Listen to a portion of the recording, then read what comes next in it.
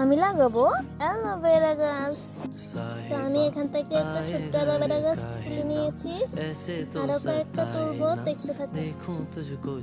আর একটু তুলে নিয়েছি, দেখেন এখানে তো অনেক অনেক অ্যালোভেরা গাছ হয়ে আছে, যে উঠানোই যাচ্ছে না, কিভাবে উঠাবো এটাই বুঝতে পারতেছি না।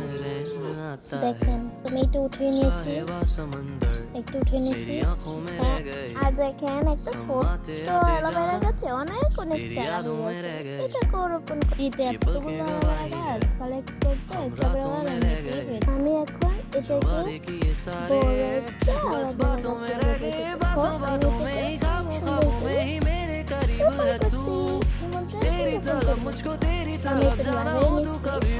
লাগাবো। আমি এখানে সবগুলো গাছ রোপণ করে দিয়েছি।